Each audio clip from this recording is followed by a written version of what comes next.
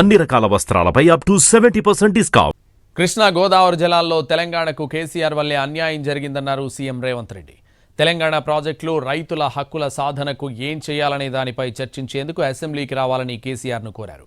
లేకపోతే ఫామ్ హౌస్కు మంత్రులతో పాటు తాను కూడా వచ్చేందుకు సిద్ధమన్నారు.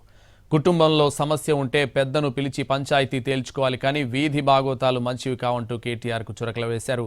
నికర మిగులు వరద జలాల లెక్క తేల్చుకోకుండా ఇన్ఫ్లుయెన్స్ ఉంది కదా అని మోడీ దగ్గరకు వెళ్తానంటే ఎలా అని ఏపీ సీఎం చంద్రబాబును ప్రశ్నించారు. ఎవరేమనుకున్నా, ఎవరికి కడుపు నొప్పి అయినా పర్వాలేదు, రాయలసీమ నేను రతనాల సీమ చేస్తానని వారు స్వయంగా ప్రకటించి వారే జగన్మోహన్ రెడ్డి గారిని ఇక్కడికి పిలిచి ఆశీర్వదించి వారికి సూచనలు సలహాలు ఇచ్చి జీవోలు ఇచ్చి టెండర్లు చేసి అన్ని రకాలుగా వారికి సహకరించింది. సార్, వారిద్దరి అనుబంధం ఎలాంటిది అయినా అది తెలంగాణకు తీరని నష్టం.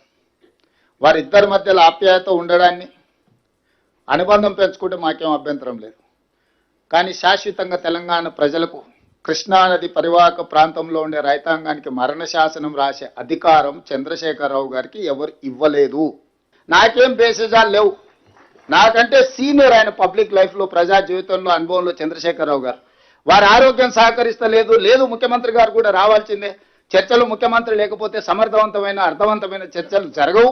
ముఖ్యమంత్రి కూడా ఈ చర్చలు పాల్గొనాలి అని చంద్రశేఖరరావు గారు కోరుకుంటే ఎర్రవల్లి ఫామ్ హౌస్లో జరగబోయే ప్రజాప్రతినిధుల సమావేశానికి నేను కూడా వస్తాను.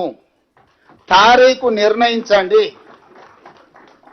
క్లబ్బులు పబ్బులు అంటేనే మాకు కొంచెం ఇబ్బంది. మేము వాటికి దూరం మొదటి నుంచి. వారు ప్రధాన ప్రతిపక్ష నాయకుడు, వారి ఆరోగ్యం బాగుండాలి, ప్రజా జీవితంలో ఉండాలి, వారు ప్రజలకు ఉపయోగపడాలని నేనంటే వాళ్ళ కొడుకు వచ్చంటాడు, ఆయన ఎందుకు వానికి రాడు, ఆయన రాడు, ఆయనతో ఏం పని ఉందా? నేపాల్లో కూడా ఇట్లనే రాజ్యం రాలేదని చెప్పి AK-47 అని చెప్పి డిన్నర్ అని పిలిచిండు ఫ్యామిలీలు అందరినీ. AK-47 పెట్టి 16 మంది పడపడ కాల్చేసిండు. ఇంక అందరూ వేరు కాబట్టి వాడు ఒకడే మిగిలిండు, వాడే రాజాడు నేపాల్కి. ఇట్లాంటివి ఆదర్శంగా తీసుకుంటారు. మేమేం చేస్తాం? మీ కుటుంబంలో ఏదైనా ప్రాబ్లం ఉంటే మీరు కూర్చోవాలి, కుటుంబ పెద్దలతోనో కుల పెద్దలతోనో కూర్చొని పంచాయతీ తెంచుకోవాలి. తమ్ముడు చెల్లెలకు పంచాయతీ ఉంటే, బావబామర్దులకు పంచాయతీ ఉంటే ఎవరినో ఒకరిని కుల పెద్దనో కుటుంబ పెద్దనో పిలుచుకొని పంచాయతీలు తెంచుకోవాలి. కానీ ఈ వీధి బాగోతాలేనే ఓ దిక్కు బావ, ఓ దిక్కు బామర్ది, ఇంకో దిక్కు చెల్లె, ఈయన గల్లీలంట, ఆమె ఢిల్లీలంట. ఆంధ్రప్రదేశ్ ముఖ్యమంత్రి గారికి కూడా వరద జలాలునే మేము తీసుకెళ్తామంటున్నారు. మరి అదే వరద జలాలు కాదు, నికర జలాలు, మిగులు జలాలు, వరద జలాలు ఏవైనా కావచ్చు.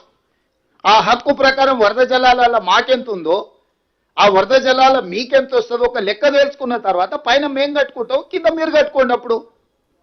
చంద్రశేఖరరావు చేసిన పాపాల వల్ల, కాళేశ్వరం కూలిపోవడం వల్ల, చేవెళ్ల ప్రాంతాన్ని మినహాయించడం వల్ల ఆ నీళ్లు మిగిలిపోయి నీ కింద వరదలాగా కనిపిస్తుంది. మేము వాడుకుంటే మీకు వరద ఉందా, బురద ఉందా, ఏముందో తేలుతుంది కదా. ఫస్ట్ మా ప్రాజెక్టులు అన్నీ చేయండి, మా కంప్లీట్ చేసుకోనియండి. మీకు ఇన్ఫ్లుయెన్స్ ఉంది కదా, డైరెక్ట్ పైకి పోతా అంటే ఎట్లా? ప్రతి కేసు సుప్రీంకోర్టు వినదు.